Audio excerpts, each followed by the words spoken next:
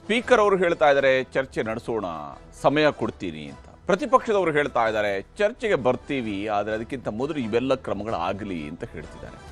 ಇಡೀ ಲೋಕಸಭೆ ಮತ್ತು ರಾಜ್ಯಸಭೆಯಲ್ಲಿ ಏನು ಮೊನ್ನೆ ಜಂತರ್ ಮಂತರ್ನ ಹೋರಾಟ ಕೈಬಿಟ್ಟರೂ ಕೂಡ ಇವತ್ತು ಸಂಸತ್ನ ಒಳಗಡೆ ಹೋರಾಟ ಮುಂದುವರೆದಿದೆ, ಸಂಸತ್ನ ಹೊರಗಡೆ ಹೋರಾಟ ಮುಂದುವರೆದಿದೆ. ಪರೀಕ್ಷೆಯ ಅಕ್ರಮಗಳು, ವಿದ್ಯಾರ್ಥಿಗಳ ಪ್ರತಿಭಟನೆಯ ಸಂದರ್ಭದಲ್ಲಿ ನಡೆದಿರತಕ್ಕಂತಹ ಲಾಠಿ ಚಾರ್ಜ್ ಮತ್ತು ಇತರೆ ಬೆಳವಣಿಗೆಗಳ ವಿಷಯದ ಸುತ್ತಲೂ ಕೂಡ ಬಹಳ ದೊಡ್ಡದಾದಂತಹ ಆರೋಪ ಪ್ರತ್ಯಾರೋಪ ಮುಂದುವರೆದಿದೆ. ಇವತ್ತು ಮೋದಿ ಸರ್ಕಾರ ತಾನು ಯೋಚನೆ ಮಾಡಿದ ರೀತಿಯಲ್ಲಿ ಮತ್ತು ಪ್ರಧಾನಮಂತ್ರಿ ಮೋದಿಯವರು ಏನು ಭರವಸೆಯನ್ನು ಕೊಟ್ಟಿದ್ರು, ವಿಶೇಷವಾಗಿ ಯುವ ಜನತೆಗೆ, ವಿದ್ಯಾರ್ಥಿಗಳಿಗೆ ಭರವಸೆ ಕೊಟ್ಟಿದ್ರು, ಅದರ ಪ್ರಕಾರವಾಗಿಯೇ ಪರೀಕ್ಷೆಗಳ ಅಕ್ರಮವನ್ನು ತಡೆಯೋದಕ್ಕೆ ಹೊಸ ಕಾನೂನಿನ ಜಾರಿಗೆ ಈಗ ಕೇಂದ್ರ ಸರ್ಕಾರ ಮುಂದಾಗಿದೆ. ಲೋಕಸಭೆಯಲ್ಲಿ ಅದಕ್ಕೆ ಪೂರಕವಾದಂತಹ ಮಸೂದೆಯೂ ಕೂಡ ಮಂಡನೆ ಆಗಿದೆ.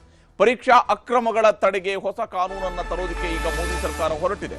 ಪರೀಕ್ಷಾ ಅಕ್ರಮಗಳ ತಡೆಗೆ ಹೊಸ ಕಾನೂನನ್ನು ತರ್ತಾ ಇದ್ದಾರೆ. ಲೋಕಸಭೆಯಲ್ಲಿ ಬಿಲ್ ಮಂಡನೆಯನ್ನು ಮಾಡ್ತಾ ಇದ್ದಾರೆ. ಚರ್ಚೆಗೆ ಅವಕಾಶವನ್ನ ಕೊಡಲಾಗಿದೆ. ಲೋಕಸಭೆಯಲ್ಲಿ ಈಗಾಗಲೇ ಈ ವಿಧೇಯಕದ ಮಂಡನೆ ಆಗಿದೆ. ಚರ್ಚೆಗೆ ಅವಕಾಶವನ್ನು ಕೊಡೋದಕ್ಕೆ ಸ್ಪೀಕರ್ ಅವರು ಕೂಡ ಮುಂದಾಗಿದ್ದಾರೆ. ಪ್ರತಿಪಕ್ಷಗಳ ಕೋಲಾಹಲ ಸಂಜೆ 5 ಗಂಟೆಗೆ ಇದಕ್ಕೆ ಸಂಬಂಧಪಟ್ಟಂತಹ ಕಲಾಪ ಕೂಡ ನಡೆಯುವಂಥದ್ದಿದೆ. ಸಂಜೆ 5 ಗಂಟೆಗೆ ಕಲಾಪ ನಡೆಯುತ್ತೆ. ಕಲಾಪ ಆರಂಭ ಆದಾಗ ಸುಮಾರು 5 ರಿಂದ 6 ಗಂಟೆಗಳ ಕಾಲ ಇದರ ಬಗ್ಗೆ ಚರ್ಚೆ ನಡೆಸೋದಕ್ಕೆ ಈಗಾಗಲೇ ಲೋಕಸಭೆ ಸ್ಪೀಕರ್ ಅವರು ಕೂಡ ಒಪ್ಪಿಗೆಯನ್ನ ಕೊಟ್ಟಿದ್ದಾರೆ, ಅವರು ಅನುಮತಿಯನ್ನ ಕೊಟ್ಟಿದ್ದಾರೆ. ಕನಿಷ್ಠ 5 ಗಂಟೆಗಳ ಕಾಲ ಇದರ ಬಗ್ಗೆ ಚರ್ಚೆ ಆಗಲಿ ಅಂತ ಹೇಳಿದ್ದಾರೆ. ಆದರೆ ಈ ಬಿಲ್ ಮೇಲಿನ ಚರ್ಚೆ ಶುರುವಾಯಿತು ಅಂತ ಹೇಳಿದ್ರೆ ಆ ಬಿಲ್ ಒಳಗಡೆ ಇರುವಂತಹ ಸಬ್ಜೆಕ್ಟ್ಗಳ ಸುತ್ತಲೂ ಮಾತ್ರನೇ ಚರ್ಚೆ ಆಗುತ್ತೆ.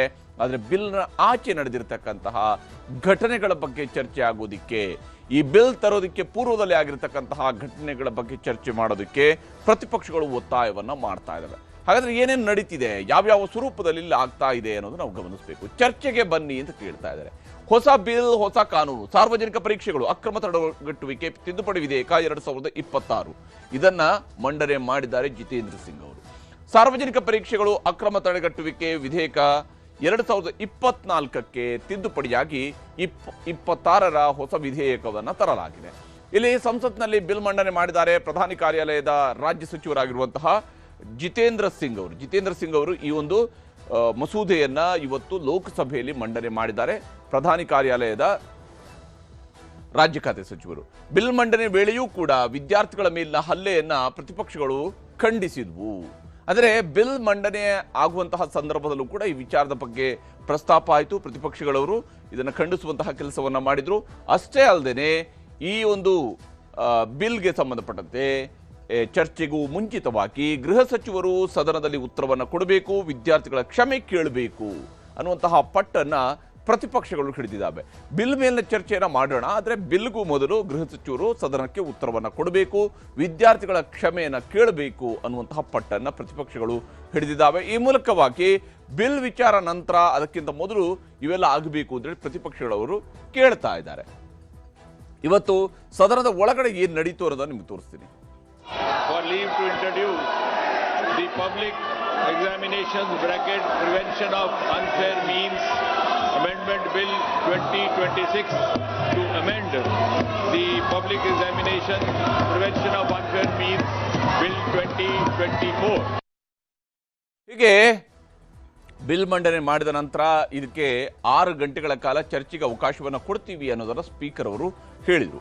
ಸಾರ್ವಜನಿಕ ಪರೀಕ್ಷೆಗಳು ಅಕ್ರಮ ತಡೆಗಟ್ಟುವಿಕೆ ತಿದ್ದುಪಡಿ ವಿಧೇಯಕ 2024ರ ಮುಂದುವರೆದ ಭಾಗವಾಗಿ ಈಗ ತಿದ್ದುಪಡಿ ವಿಧೇಯಕ 2026 ಏನು ಮಂಡನೆಯಾಗಿದೆ ಅದರ ಮೇಲಿನ ಚರ್ಚೆಗೆ ಅವಕಾಶವನ್ನು ಕಲ್ಪಿಸುವುದಾಗಿ ಹೇಳಿದರು. ತಿದ್ದುಪಡಿ ವಿಧೇಯಕದ ಮೇಲೆ 6 ಗಂಟೆಗಳ ಕಾಲ ಚರ್ಚೆಗೆ, ಅಂದ್ರೆ ವಿಸ್ತೃತವಾದಂತಹ ಚರ್ಚೆಗೆ ನಾವು ಅವಕಾಶವನ್ನು ಕೊಡ್ತೀವಿ ಅಂತ ಹೇಳಿದ್ದಾರೆ.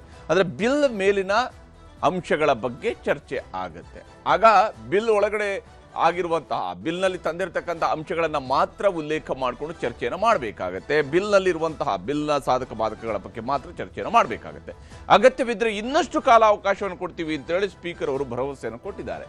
ಸ್ಪೀಕರ್ ಅವರು ಹೇಳಿದ್ದಾರೆ ಅಗತ್ಯವಿದ್ದರೆ ಮತ್ತು ನಾವು ಟೈಮ್ ಕೊಡ್ತೀವಿ. ಅಂದರೆ ಇಲ್ಲಿ ಬಿಲ್ಗೆ ಸಂಬಂಧಪಟ್ಟಂತ ಬಿಲ್ನಲ್ಲಿರುವಂತಹ ಪ್ರತಿಯೊಂದು ಅಂಶದ ಬಗ್ಗೆಯೂ ಕೂಡ ಖಂಡವಾಗಿ ಅದರ ಬಗ್ಗೆ ಚರ್ಚೆಯನ್ನು ನಡೆಸುವಂಥದ್ದು ಇರುವಂತಹ ಉದ್ದೇಶ. ಅಫ್ಕೋರ್ಸ್ ಶಾಸನಸಭೆ ಒಳಗಡೆ ಅಥವಾ ಲೋಕಸಭೆ ಒಳಗಡೆ ಆ ರೀತಿಯಾದಂತಹ ವಿಸ್ತೃತವಾದ ಚರ್ಚೆ ನಡೀಬೇಕಾಗತ್ತೆ ಒಂದು ಬಿಲ್ಲನ್ನು ತರುವಂಥ ಸಮಯ. ಯಾಕಂದರೆ ಇಲ್ಲಿ ಕಠಿಣ ಶಿಕ್ಷೆಯನ್ನು ಗುರಿಪಡಿಸಲಾಗ್ತಾ ಇದೆ. ಸಂಘಟಿತ ಅಪರಾಧವನ್ನ ಎಸಗಿದ್ದು ಹೌದು ಅಂತೇಳಿ ಆದರೆ ಆವಾಗ ಅತ್ಯಂತ ಕಠೋರವಾದಂತಹ ಶಿಕ್ಷೆಗಳಿದ್ದಾವೆ. ಹೀಗಾಗಿ ಸಂಜೆ 5 ಗಂಟೆಗೆ ಚರ್ಚೆಯನ್ನ ಫಿಕ್ಸ್ ಮಾಡಲಾಗಿದೆ. ಇಂದು ಅನುಮೋದನೆಯನ್ನು ಪಡೆಯೋದಕ್ಕೆ ಕೇಂದ್ರ ಸರ್ಕಾರದವರು ಪ್ರಯತ್ನವನ್ನು ಮಾಡ್ತಾ ಇದ್ದಾರೆ. ಇವತ್ತೇನೆ ಇದಕ್ಕೆ ಅನುಮೋದನೆಯನ್ನು ಪಡಬೇಕು. ಲೋಕಸಭೆಯಲ್ಲಿ ಈ ಒಂದು ಬಿಲ್ ಚರ್ಚೆಗೆ ಬರಬೇಕು. ಒಮ್ಮೆ ಬಿಲ್ ಚರ್ಚೆ ಶುರುವಾಯಿತು ಅಂತ ಹೇಳಿದ್ರೆ ಸದನ ಸರಿಯಾದಂಥ ಟ್ರ್ಯಾಕ್ಗೆ ಬರುತ್ತೆ.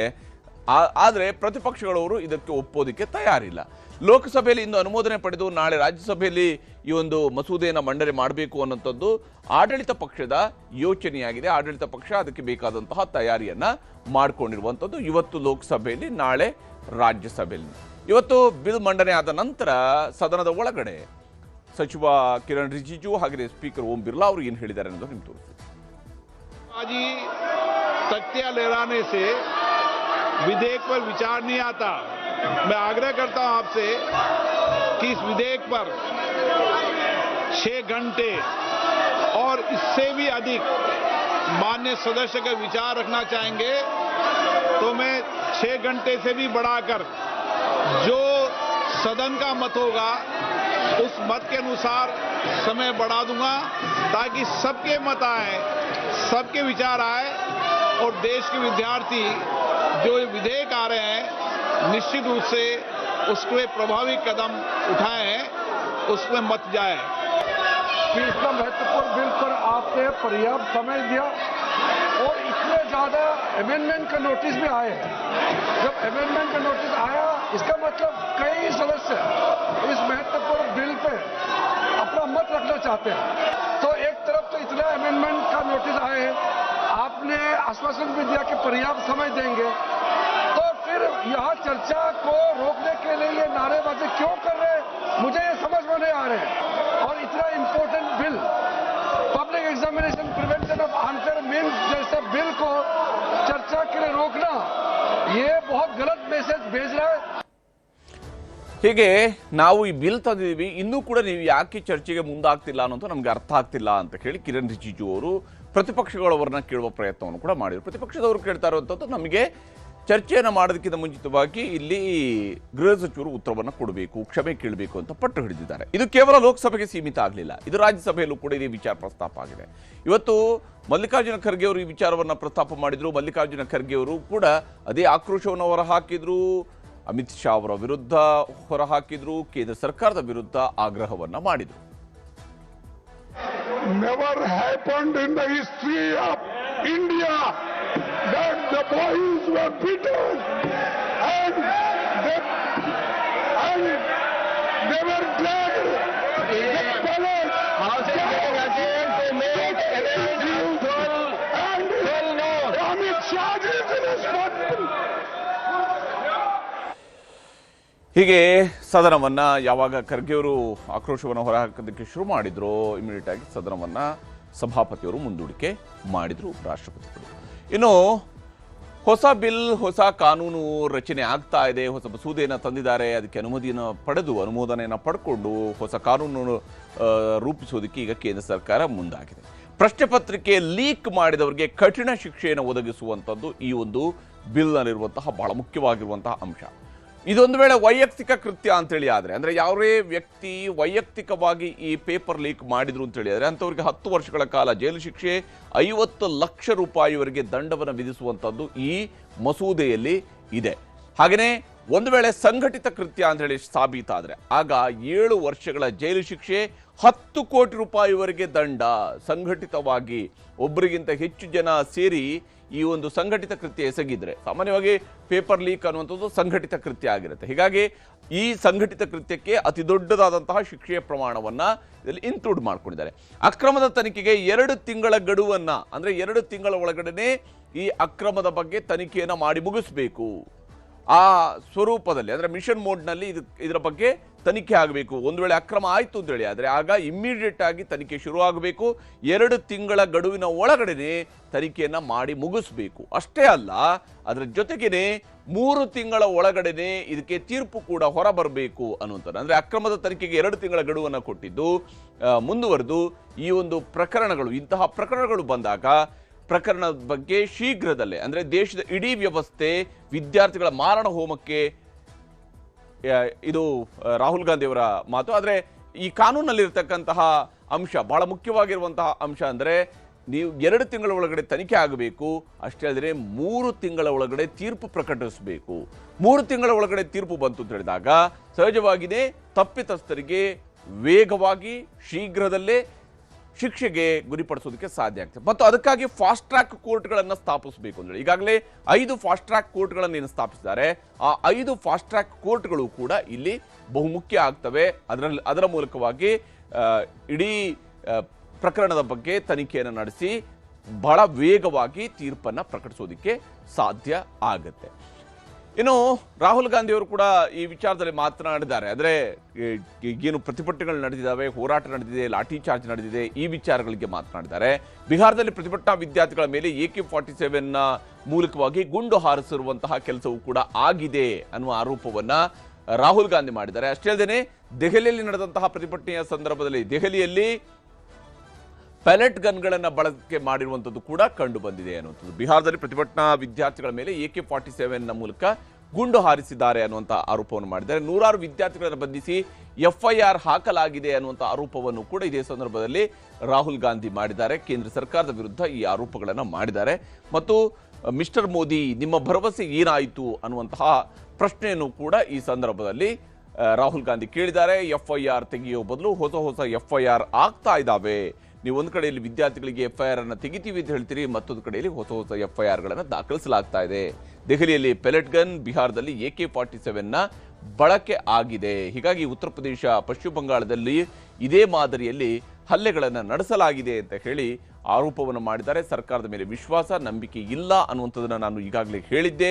ಮತ್ತು ಇದು ಈಗ ವಿದ್ಯಾರ್ಥಿಗಳ ಟಾರ್ಗೆಟ್ ಮಾಡಿ ಮಾತು ತಪ್ತಾ ಇದೆ ಅಂತ ಹೇಳುವಂಥದ್ದನ್ನು ಸರ್ಕಾರದ ವಿರುದ್ಧ ಆಕ್ರೋಶವನ್ನು ಹೊರಹಾಕಿದ್ದಾರೆ. ಮತ್ತು ದೇಶದ ವಿದ್ಯಾರ್ಥಿಗಳ ಕ್ಷಮೆ ಕೇಳಬೇಕು ಅಂತ ಹೇಳಿ ಪ್ರಧಾನಮಂತ್ರಿಯವರಲ್ಲಿ ಆಗ್ರಹವನ್ನು ಮಾಡಿದ್ದಾರೆ. ಕ್ರಮ ಆಗಬೇಕಾಗಿರುವಂಥದ್ದು ವಿದ್ಯಾರ್ಥಿಗಳ ಮೇಲಲ್ಲ, ವಿದ್ಯಾರ್ಥಿಗಳ ಮೇಲೆ ಹಲ್ಲೆ ಮಾಡಿದವರ ಮೇಲೆ ಕ್ರಮ ಆಗಬೇಕು ಅನ್ನುವಂಥ ಆಗ್ರಹವನ್ನು ಕೂಡ ರಾಹುಲ್ ಗಾಂಧಿ ಇದೇ ಸಂದರ್ಭದಲ್ಲಿ ಮಾಡಿದ್ದಾರೆ. ಹೀಗೆ ಇವತ್ತು ಸದನ ಆರಂಭಕ್ಕೂ ಮುಂಚಿತವಾಗಿ ಮತ್ತು ಸದನದ ನಂತರವೂ ಕೂಡ ರಾಹುಲ್ ಗಾಂಧಿ ಇದೇ ಧಾಟಿಯಲ್ಲಿ ಮಾತನಾಡಿದ್ದಾರೆ. ಮತ್ತೊಂದು ಕಡೆ ಪ್ರಿಯಾಂಕಾ ಗಾಂಧಿ ಅವರು ಕೂಡ ಇದೇ ಸ್ವರೂಪದಲ್ಲಿ ಆಗ್ರಹವನ್ನು ಮಾಡಿದ್ದಾರೆ. इन्होंने अभी भी FIR दर्ज की है स्टूडेंट्स के खिलाफ, शायद कल रात को या आज सुबह, बिहार में, बंगाल में. तो ये अपनी आदतों से बाज तो आए नहीं हैं. और मैंने सुना है, वेरीफाइड नहीं है, लेकिन मैंने सुना है कि जो लड़कियां गई थी प्रोटेस्ट में, कई लड़कियों के पेरेंट्स को फ़ोन आ रहे हैं, उनको धमकाया जा रहा है कि तुमने अपनी लड़कियों को भेजा. क्या मतलब है? क्या हमारे देश में लड़की प्रोटेस्ट नहीं कर सकती? क्या मतलब है? Pellet guns, AK-47 are these terrorists? What is wrong with these people? ಹೀಗೆ ಒಂದು ಕಡೆಯಲ್ಲಿ ರಾಹುಲ್ ಗಾಂಧಿ, ಮತ್ತೊಂದು ಕಡೆ ಪ್ರಿಯಾಂಕಾ ಗಾಂಧಿ ಕೂಡ ಆರೋಪವನ್ನು ಮಾಡ್ತಾ ಇದ್ದಾರೆ. ಇದರ ನಡುವೆ ಈ ಇಡೀ ಪರೀಕ್ಷಾ ಪ್ರಕ್ರಿಯೆನೇ ನೀಟ್ ಆಗುತ್ತಾ ಅನ್ನುವಂಥದ್ದು ಇಲ್ಲಿರುವಂತಹ ಬಹಳ ಮುಖ್ಯವಾಗಿರುವಂತಹ ಒಂದು ಪ್ರಶ್ನೆ. ಯಾಕಂದ್ರೆ NTA ನಡೆಸ್ತಾ ಇರುವಂತಹ ಪರೀಕ್ಷೆಗಳಲ್ಲಿ ಪದೇ ಪದೇ ಪೇಪರ್ ಲೀಕ್ ಆಗ್ತಾ ಇದೆ. ಇಲ್ಲಿ ಪೇಪರ್ ಲೀಕ್ ಆದ ನಂತರ ಶಿಕ್ಷೆಗೆ ಗುರಿಪಡಿಸುವಂಥದ್ದು ಒಂದು ಭಾಗ, ಅದು ಪೇಪರ್ ಲೀಕ್ ಆದ ಮೇಲೆ ಆಗುವಂತಹ ಕ್ರಮಗಳು. ಆದರೆ ಪೇಪರ್ ಲೀಕ್ ಆಗದಂತೆ ತಡೆಯೋದಿದೆಯಲ್ಲ, ಅದು ಬಹಳ ಗುರುತರವಾಗಿರ್ತಕ್ಕಂತಹ ಜವಾಬ್ದಾರಿ. ಮತ್ತು ಯಾರಿಗೆ ಶಿಕ್ಷೆ ಕೊಡಬೇಕಾಗಿರೋದಲ್ಲ, ಶಿಕ್ಷೆ ಕೊಡೋಕ್ಕಿಂತ ಮುಂಚಿತವಾಗಿ ಇಲ್ಲಿ ಪೇಪರೇ ಲೀಕ್ ಆಗಬಾರ್ದು ಅಂಥದ್ದೊಂದು ಫುಲ್ ಪ್ರೂಫ್ ಆಗಿರ್ತಕ್ಕಂಥ ವ್ಯವಸ್ಥೆ ರೂಪುಗೊಳ್ಳಬೇಕಾಗಿರುವಂಥದ್ದು ಈಗ ಬಹಳ ಅವಶ್ಯಕವಾಗಿರುವಂಥದ್ದು. ಮತ್ತು ಕೇಂದ್ರ ಸರ್ಕಾರ ಆ ನಿಟ್ಟಿನಲ್ಲಿ ಪ್ರಯತ್ನವನ್ನು ಮಾಡ್ತಾ ಇದೆ. ಇದೇ ಕಾರಣಕ್ಕಾಗಿ ಈಗಾಗಲೇ ಒಂದು ವಿಶೇಷವಾದಂಥ ಟಾಸ್ಕ್ ಫೋರ್ಸ್ ಅನ್ನು ಕೂಡ ಪ್ರಧಾನಮಂತ್ರಿ ಮೋದಿಯವರು ರಚನೆ ಮಾಡಿದ್ದಾರೆ. ಆ ಟಾಸ್ಕ್ ಫೋರ್ಸ್ ಮೂಲಕವಾಗಿ ದೊಡ್ಡದಾಗಿ ಒಂದು ಸುಧಾರಣಾ ಕ್ರಮಗಳ ಕಡೆಗೆ ಆದ್ಯತೆಯನ್ನು ಕೇಂದ್ರ ಸರ್ಕಾರ ಕೊಡೋದಕ್ಕೆ ಹೊರಟಿದೆ. ಈಗ ಮಂಡನೆ ಆಗಿರುವಂತಹ ಬಿಲ್ ಒಂದು ವೇಳೆ ಪೇಪರ್ ಲೀಕ್ ಆಯಿತು ಇನ್ನು ಮುಂದೆ ಅಂತ ಹೇಳಿ ಆದರೆ ಆಗುವಂತಹ ಶಿಕ್ಷೆಗೆ ಸಂಬಂಧಪಟ್ಟಿರುವಂಥದ್ದು. ಆದರೆ ಇನ್ನೊಮ್ಮೆ ಪೇಪರ್ ಲೀಕ್ ಆಯಿತು ಅಂತ ಹೇಳಿ ಆದರೆ ಒನ್ಸ್ ಅಗೇನ್ ಬರುವಂತಹ ಪ್ರಶ್ನೆ ಅಂತ ಹೇಳಿದ್ರೆ ಸರ್ಕಾರದ ಇಡೀ ನೀತಿ ನಿಯಮಗಳಲ್ಲಿ, ಸರ್ಕಾರದ ಆಡಳಿತ ಪ್ರಕ್ರಿಯೆಯಲ್ಲಿ ಅಥವಾ ಸರ್ಕಾರದ ಪರೀಕ್ಷೆ ನಡೆಸುವಂತಹ ಪ್ರಕ್ರಿಯೆಯಲ್ಲಿ ತೊಂದರೆ ಇದೆ, ಲೋಪ ಇದೆ. ಲೋಪ ಇದ್ರೆ ಮಾತ್ರ ಪೇಪರ್ ಲೀಕ್ ಆಗೋದಕ್ಕೆ ಸಾಧ್ಯ. ಲೋಪವೇ ಇಲ್ಲದಂತಹ ಒಂದು ವ್ಯವಸ್ಥೆಯನ್ನು ರೂಪಿಸಬೇಕಾಗುತ್ತೆ. ಹೀಗಾಗಿ ನೀಟ್ ಆಗುತ್ತಾ ಅಂತ ಹೇಳಿ ಪ್ರತಿಪಕ್ಷಗಳು ಇಲ್ಲಿ ಬಹಳ ಮುಖ್ಯವಾಗಿ ಆಗ್ರಹಿಸ್ತಾ ಇರುವಂಥದ್ದು ಕೂಡ ಇಲ್ಲಿ ನೀಟ್ ಸೇರಿದಂತೆ ಯಾವುದೇ ಪರೀಕ್ಷೆಯಲ್ಲಿ ಪೇಪರ್ ಲೀಕ್ ಆಗಬಾರ್ದು, ಪೇಪರ್ ಲೀಕ್ ಆಗದಂತೆ ತಡೆಯುವಂತಹ ಕ್ರಮವನ್ನು ಕೈಗೊಳ್ಳಬೇಕಾಗತ್ತೆ ಅಂತ ಹೇಳಿ. ಹೀಗಾಗಿನೇ ಒಂದು ಕಡೆಯಲ್ಲಿ ಈ ವಿಚಾರಕ್ಕೆ ಸಂಬಂಧಪಟ್ಟಂತೆ ಸಂಸತ್ ಆವರಣದಲ್ಲಿ ಪ್ರತಿಪಕ್ಷಗಳವರು ಪ್ರತಿಭಟನೆಯನ್ನು ಮಾಡ್ತಾ ಇದ್ದಾರೆ.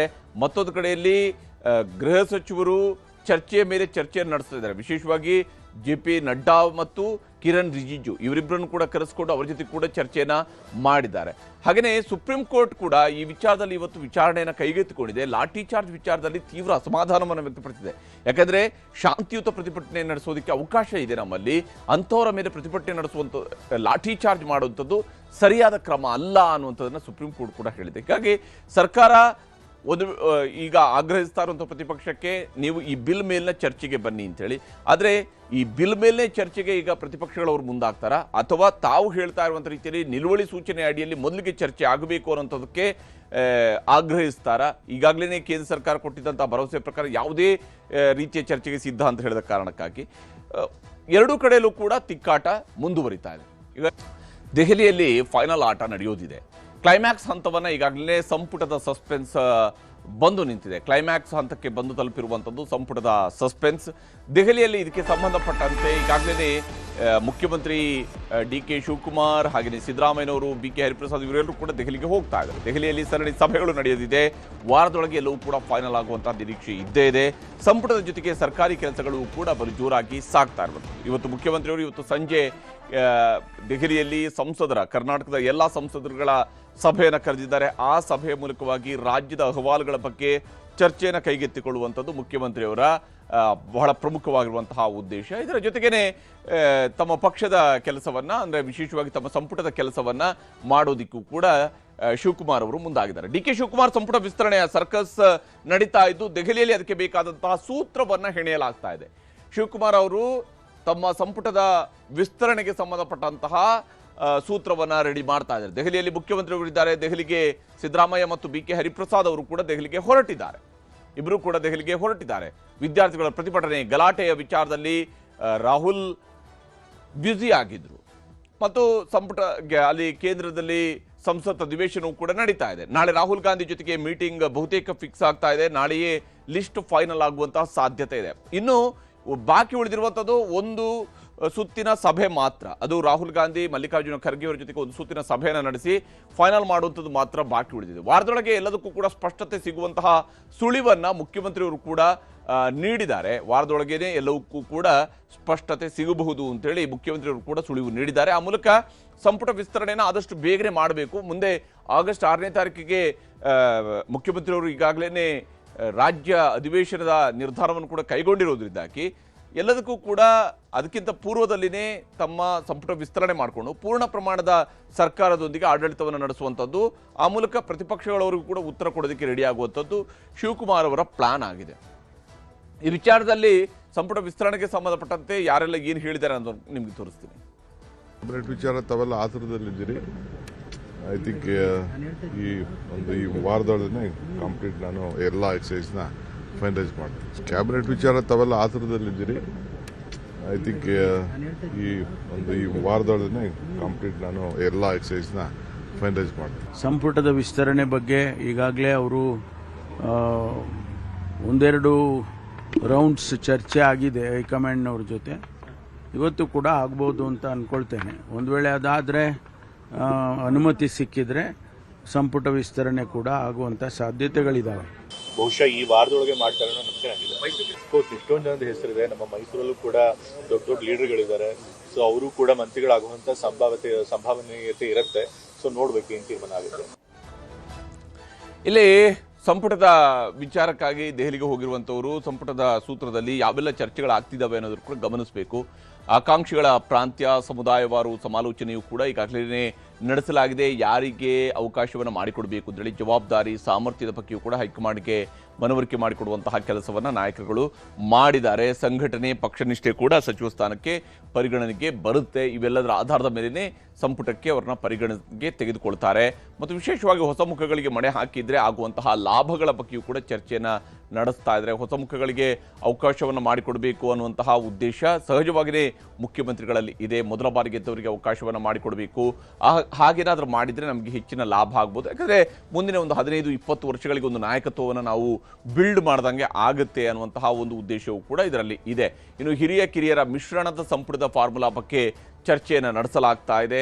ಹಿರಿಯರು ಮತ್ತು ಕಿರಿಯರು ಎಲ್ಲರಿಗೂ ಕೂಡ ಅವಕಾಶ ಸಿಗಬೇಕು ಸಂಪುಟದಲ್ಲಿ ಅನ್ನುವಂತಹ ಉದ್ದೇಶದೊಂದಿಗೆ ಸಂಪುಟದ ರಚನೆಗೆ ಮುಖ್ಯಮಂತ್ರಿಯವರು ಕಸರತ್ತುಗಳನ್ನು ಮಾಡ್ತಾ ಇದ್ದಾರೆ. ಅದಕ್ಕೆ ಪೂರಕವಾದಂತಹ ನಿರ್ಧಾರಗಳು ಈಗ ಹೊರಬೀಳುವ ನಿರೀಕ್ಷೆ ಇರುವಂಥದ್ದು. ಬಹುತೇಕ ನಾಳೆ ಅಥವಾ ನಾಡಿದ್ರಲ್ಲೇ ಇದಕ್ಕೆ ಸಂಬಂಧಪಟ್ಟಂತಹ ಅಂತಿಮ ತೀರ್ಮಾನ ಹೊರಬೀಳುವಂತಹ ನಿರೀಕ್ಷೆ ಇದ್ದೇ ಇದೆ. ದೆಹಲಿಯಲ್ಲಿ ಇದಕ್ಕೆ ಪೂರಕವಾದಂತಹ ಒಂದು ಚರ್ಚೆಯೂ ಕೂಡ ನಡೆಸುವಂತಹ ಸಾಧ್ಯತೆ ಇರುವಂಥದ್ದು. ಇನ್ನು ಈ ವಿಚಾರದಲ್ಲಿ ಯಾರೆಲ್ಲ ಯಾವ ಸ್ವರೂಪದಲ್ಲಿ ಅಂದರೆ ವಿಶೇಷವಾಗಿ ಆಕಾಂಕ್ಷಿಗಳು ಏನೆಲ್ಲ ಹೇಳ್ತಿದ್ದಾರೆ ಅನ್ನೋದನ್ನು ನಿಮ್ಗೆ ತೋರಿಸ್ತೀನಿ. ಪೈಪೋಟಿ ಇರೋದು ಈಗ ನನಗೆ ಗೊತ್ತಿರೋಂಗೆ ಬಿಜೆಪಿ ಅವ್ರದ್ದು ಏನಂತ ಪೈಪೋಟಿ ಕಾಣಿಸ್ತಾ ಇಲ್ಲ. ಈಗ JDSನವ್ರದ್ದು ಪೈಪೋಟಿ ಕಾಣಿಸ್ತಾ ಇರೋದು. JDSನವ್ರದ್ದು ಪೈಪೋಟಿ ಇರೋದ್ರಿಂದ ಈಗ ನಮ್ಮ ಭಾಗದಲ್ಲೇ ಅವ್ರದ್ದು ಪೈಪೋಟಿ ಜಾಸ್ತಿ ಇರೋದು. ನಮ್ಮ ಭಾಗಕ್ಕೆ ಹೆಚ್ಚು ಒತ್ತು ಕೊಟ್ಟರೆ ಮುಂದೆ ನಾವು ಅವ್ರನ್ನ ಎಣಿಲಿಕ್ಕೆ ಸಾಧ್ಯ ಆಗ್ತದೆ. JDSನವ್ರನ್ನ ಎಣಿಲಿಕ್ಕೆ ಸಾಧ್ಯ ಆಗ್ತದೆ. ಇಲ್ಲಿ ಇರೋದೇ ಕಾಂಪಿಟೇಷನ್ ಸ್ವಲ್ಪ ನಮ್ಮ ಕೇಂದ್ರ ನಾಯಕರೇ ಜಾಸ್ತಿ ಓಡಾಡ್ತಾ ಇರೋದು. ಬಿಜೆಪಿಯವರು ಅವ್ರಿಗೆ ಎಲ್ಲರಿಗೂ ದಾರಿ ಎರೆದುಬಿಟ್ಟಿದ್ದಾರೆ ಕೇಂದ್ರ ನಾಯಕರಿಗೆ. ಯಾರ ಮೇಲೆ ಒತ್ತಡ ಹಾಕಿ ನಾನು ಅಧಿಕಾರ ಪಡ್ಕೊಳ್ಳೋದಲ್ಲ. ಪಕ್ಷದ ಜೊತೆ ನಿಂತಿದ್ದೇವೆ, ಪಕ್ಷದ ಸಿದ್ಧಾಂತವನ್ನು ಎತ್ತಿಡಿದಿದ್ದೇವೆ. ಈ ಹಿಂದೆ ಸ್ವತಃ ಮುಖ್ಯಮಂತ್ರಿಗಳು ಮೈಸೂರು ಜಿಲ್ಲೆಯವರಾಗಿದ್ದರಿಂದ ನನಗೆ ಕೆಲವೊಂದು ಸಮಸ್ಯೆಗಳು ಉಂಟಾಯಿತು, ಆಗಕ್ಕಾಗಿರಲಿಲ್ಲ. ನಿರೀಕ್ಷೆನೂ ಇದೆ, ವಿಶ್ವಾಸನೂ ಇದೆ. ಖಂಡಿತವಾಗಿ ವಿಸ್ತರಣೆ ಆಗುವಂತಹ ಸಂದರ್ಭದಲ್ಲಿ ನಾನು ಇರ್ತೇನೆ ಅನ್ನೋದು ನಾನೇ ಹೇಳ್ತಾ ಇದ್ದೀನಲ್ಲ. ಆಯಾ ಇವತ್ತು ನಮ್ಮ ಸರ್ಕಾರ ಸರ್ವರಿಗೂ ಸಮಬಾಳು ಸಮಪಾಲು ಎನ್ನುವಂಥ ತತ್ವದಲ್ಲಿ ನಂಬಿಕೆ ಇಟ್ಕೊಂಡು ಎಲ್ಲ ಸಮುದಾಯದವರಿಗೆ ಪ್ರಾತಿನಿಧ್ಯ ಕೊಡುವಂಥ ಕೆಲಸವನ್ನು ಈಗಾಗಲೇ ಮಾಡಿದ್ದಾರೆ. ಮತ್ತೆ ಈ ಬರುವಂಥ ಸಚಿವ ಸಂಪುಟದ ವಿಸ್ತರಣೆಯಲ್ಲೂ ಸಹಿತ ಲಿಂಗಾಯತರಿಗೂ ಇವತ್ತು ಅವರಿಗೆ ಸೂಕ್ತವಾದಂಥ ಒಂದು ಸ್ಥಾನಮಾನ ಪ್ರಾತಿನಿಧ್ಯ ಸಿಗ್ತದೆ ಅನ್ನುವಂಥ ವಿಶ್ವಾಸ ಇದೆ. ಹೀಗೆ ಎಲ್ಲರೂ ಕೂಡ ತಮ್ಮದೇ ಆದಂತಹ ನಿಟ್ಟಿನಲ್ಲಿ ಮಾತಾಡ್ತಾ ಇದ್ದಾರೆ. ಇದರ ನಡುವೆ ದೆಹಲಿಗೂ ಕೂಡ ಕೆಲವರು ಹೋಗಿದ್ದಾರೆ. ದೆಹಲಿಗೆ ಹೋದಂಥವರು ದೆಹಲಿಯಲ್ಲಿ ಏನು ಮಾತನಾಡ್ತಾ ಇದ್ದಾರೆ ಅನ್ನೋದನ್ನು ಕೂಡ ನಿಮ್ಗೆ ತೋರಿಸ್ತೀನಿ. ಲಾಬಿ ಅನ್ನೋದಕ್ಕಿಂತ ಜಾಸ್ತಿ ನಡೀತಾ ಇದೆ. ಎಲ್ಲರೂ ಆಕಾಂಕ್ಷಿಗಳಿದ್ದಾರೆ, ಎಲ್ಲರ ಅರ್ಹತೆ ಇರುತ್ತೆ. ಸೊ ಎಲ್ಲರೂ ಮಿನಿಸ್ಟರ್ ಆಗಬೇಕೆಂಬ ಆಸೆ ಇದ್ದೇ ಇರುತ್ತೆ. ಸೊ ಹೈಕಮಾಂಡ್ ಏನು ಫೈನಲ್ ಮಾಡುತ್ತೆ, ಪಾರ್ಟಿ ಹೈಕಮಾಂಡ್ ಏನು ಡಿಸಿಷನ್ ಮಾಡುತ್ತೆ, ಅದು ಅಂತಿಮ ನಿರ್ಣಯ. ಎಲ್ಲರೂ ಮಾಡೋಕ್ಕಾಗಲ್ಲ. 33-34 ಆಗ್ಬೇಕು, ಅದಕ್ಕಿಂತ ಜಾಸ್ತಿ ಮಾಡೋಕ್ಕಾಗಲ್ಲ. ಮಿನಿಸ್ಟರ್ ಫೈನಲ್ ಆಗುತ್ತಾ ಸರ್? ಮೋಸ್ಟ್ಲಿ ಆಗ್ಬೋದು. ಇನ್ನೊಂದು 3 ದಿನದಲ್ಲಿ ನನ್ನ ಪ್ರಕಾರ, ನನಗಿರ್ತಕ್ಕಂಥ ಮಾಹಿತಿ ಪ್ರಕಾರ ಆಗ್ಬೋದು. ಅನಿವಾರ್ಯ ಕಾರಣಗಳಿಂದ ಸಚಿವ ಸಂಪುಟದ ವಿಸ್ತರಣೆ ಮುಂದೆ ಹೋಗ್ತಾ ಇದೆ. ಈ ಸಾರಿ ಅಂತಿಮವಾಗಿ ಬುಧವಾರ ಗುರುವಾರದೊಳಗೆ ಮಂತ್ರಿಮಂಡಲ ಪೂರ್ಣಗೊಳಿಸ್ತಾರೆ ಅಂತಕ್ಕಂಥ ವಿಶ್ವಾಸ ಇದೆ. ಅದಕ್ಕೋಸ್ಕರ ನಾವು ಡೆಲ್ಲಿಗೆ ಹೋಗಿ ವರಿಷ್ಠರನ್ನ ಹೈಕಮಾಂಡನ್ನು ಭೇಟಿ ಮಾಡಿ ಬರೋಣ ಅಂತೇಳಿ ಹೋಗ್ತಾ ಇದ್ದೀವಿ. ಪ್ರಭುತ್ವ ಅಂದಮೇಲೆ ಎಲ್ಲರೂ ಟ್ರೈ ಮಾಡ್ತಾರೆ. ಈ ವಾರದಲ್ಲಿ ಮಂತ್ರಿಮಂಡಲ ವಿಸ್ತರಣೆ ಆಗತ್ತೆ ಅಂತ ಮಾತನ್ನು ಹೇಳಿದ್ದಾರೆ. ಅಂತಿಮವಾಗಿ ಹೈಕಮಾಂಡ್ ಮುಖ್ಯಮಂತ್ರಿಗಳು ಅದು ಹಿರಿಯ ಮುಖಂಡರು ತೀರ್ಮಾನ ತಗೊಳ್ತಾರೆ ಯಾವಾಗ ಸಂಪುಟ ಬದಲಾವಣೆ ಆಗ್ಬೇಕಂತ. ಇದರ ನಡುವೆ ದೆಹಲಿಗೆ ಹೋದಂತಹ ಸಂದರ್ಭದಲ್ಲಿ ಬರ ಮತ್ತು ರಾಜ್ಯ ಎದುರಿಸ್ತಾ ಇರುವಂತಹ ಸಮಸ್ಯೆಗಳಿಗೆ ಸಂಬಂಧಪಟ್ಟಂತೆ ಕೇಂದ್ರದ ಸಚಿವರುಗಳು ಮತ್ತು ಸಂಸದರ ಜೊತೆಗೆ, ಕರ್ನಾಟಕದ ಸಂಸದರುಗಳ ಜೊತೆಗೆ ಒಂದು ಸಭೆಯನ್ನು ಮುಖ್ಯಮಂತ್ರಿಯವರು ಕರೆದಿದ್ದಾರೆ. ಆ ಸಭೆಯ ಬಗ್ಗೆ ಮುಖ್ಯಮಂತ್ರಿಯವರು ಮಾತನಾಡ್ತಾ ತೋರಿಸ್ತೀನಿ. ಎಲ್ಲ ಸಂಸತ್ ಸದಸ್ಯರನ್ನ ಭೇಟಿ ಮಾಡ್ತಾ ಇದ್ದೀನಿ. ಅವ್ರಿಗೆ ರಾಜ್ಯದ ಬರ ಪರಿಸ್ಥಿತಿ, ನೀರಿನ ಪರಿಸ್ಥಿತಿ, ಕಾವೇರಿ ಇಶ್ಯೂ, ಮಾದಾಯಿ, ಮೇಕೆದಾಟು, ಕೃಷ್ಣ ಇವೆಲ್ಲ ವಿಚಾರ ಕೂಡ ಅವರಿಗೆ ಮಂದಟ್ಟು ಮಾಡಿಕೊಡ್ಬೇಕಾಗಿದೆ. ಅನೇಕ ಪ್ರಾಜೆಕ್ಟ್ಗಳಿದೆ. ನಾನು ಮುಖ್ಯಮಂತ್ರಿ ಆದಮೇಲೆ ಎಲ್ಲ ನಮ್ಮ ಸಂಸತ್ ಸದಸ್ಯರು ಕೂಡ ಭೇಟಿ ಮಾಡಿ ಅವರು ಯಾವುದಾದ್ರು ವಿಚಾರವನ್ನು ಒಟ್ಟಿಗೆ ತೆಗೆದುಕೊಳ್ಬೇಕು ಅಂತೇಳಿ ಅವರು ಕೂಡ ಮನವಿ ಮಾಡ್ತಾ ಇದ್ದೀನಿ. ಆದರೆ ಇವೆಲ್ಲ ಸುಮ್ಮನೆ ಮಾಡ್ತಾ ಇರುವಂತಹ ನಾಟಕ ಅಷ್ಟೇ ಅನ್ನುವಂತಹ ಮಾತುಗಳನ್ನು ಪ್ರತಿಪಕ್ಷ ನಾಯಕ ಆರ್ ಅಶೋಕ್ ಅವರು ಹೇಳ್ತಾ ಇದ್ದಾರೆ. ಅವರು ಹೋಗಿರೋದು ಈ ಬರ ಸಂಬಂಧಪಟ್ಟಂತೆ, ಕಾವೇರಿ ಸಂಬಂಧಪಟ್ಟಂತೆ ಅಲ್ಲ. ಅವ್ರ ಪಾರ್ಟಿ ಕ್ಯಾಬಿನೆಟ್ ರಚನೆ ಮಾಡೋಕ್ಕೆ ಹೋಗಿದ್ದಾರೆ ಅಲ್ಲಿ. ಅದರಲ್ಲಿ ಇದು ಒಂದು ಸೇರಿಸ್ಕೊಂಬಿಡೋಣ. ಬರೀ ಕಾಂಗ್ರೆಸ್ ಪಾರ್ಟಿ ರೀಶಫಲ್ಗೋಸ್ಕರ ಬಂದಿದೆ ಅಂದರೆ ಕ್ಯಾಬಿನೆಟ್ ರಚನೆಗೋಸ್ಕರ ಬಂದಿದ್ದೀನಿ ಅನ್ನೋ ಮೆಸೇಜು ಹೋದರೆ ಜನ ನಮ್ಮನ್ನ ಬೈತಾರೆ. ಅದಕ್ಕೆ ಇದನ್ನು ಸೇರಿಸ್ಕೊಳ್ಳೋಣ ಅಂತ ಸೇರಿಸ್ಕೊಂಡಿದ್ದಾರಲ್ಲ. ಈ ಉದ್ದೇಶ ಇಟ್ಕೊಂಡು ಅವರು ಗ್ಯಾರಂಟಿ ಹೋಗಿಲ್ಲ ಮುಖ್ಯಮಂತ್ರಿ. ಹಂಗಿದ್ದಿದ್ರೆ ಇದಕ್ಕೋಸ್ಕರ ಸಮಯ ಕೊಟ್ಟು ಹೋಗ್ಬೇಕಾಯ್ತು. ಅದು ಬಿಟ್ಟು ಅವರು ಮಂತ್ರಿಮಂಡಲ ರಚನೆ ಮಾಡಕ್ಕೆ ಹೋಗಿದ್ದಾರೆ. ಅದರಲ್ಲಿ ಇದನ್ನು ಒಂದು ಸಭೆ ಮಾಡಿಬಿಟ್ಟು ತ್ಯಾಪೆ ಹಾಕೋಣ ಅಂತ ಹೋಗಿದ್ದಾರೆ. ಇದು ಕಾಟಾಚಾರದ ಮೀಟಿಂಗ್, ಇದು ಕಾಟಾಚಾರಕ್ಕೆ ಕರೆದಿರುವಂಥ ಮೀಟಿಂಗ್ ಅಷ್ಟೇ. ಹೀಗೆ ಇಲ್ಲಿ ಆರೋಪಗಳು ಏನೇ ಇದ್ರೂ ಕೂಡ ಮುಖ್ಯಮಂತ್ರಿಗಳು ದೆಹಲಿಗೆ ಹೋಗಿದ್ದಾರೆ. ದೆಹಲಿಯಲ್ಲಿ ಈ ಬಾರಿ ಆದರೂ ಸಂಪುಟದ ವಿಸ್ತರಣೆಗೆ ಅವರು ಒಪ್ಪಿಗೆಯನ್ನು ಪಡ್ಕೊಂಡು ಬರ್ತಾರಾ, ಯಾರಿಗೆಲ್ಲ ಮಂತ್ರಿ ಸ್ಥಾನ ಸಿಗುತ್ತೆ ಅನ್ನೋದನ್ನು ನೋಡಬೇಕಾಗಿದೆ.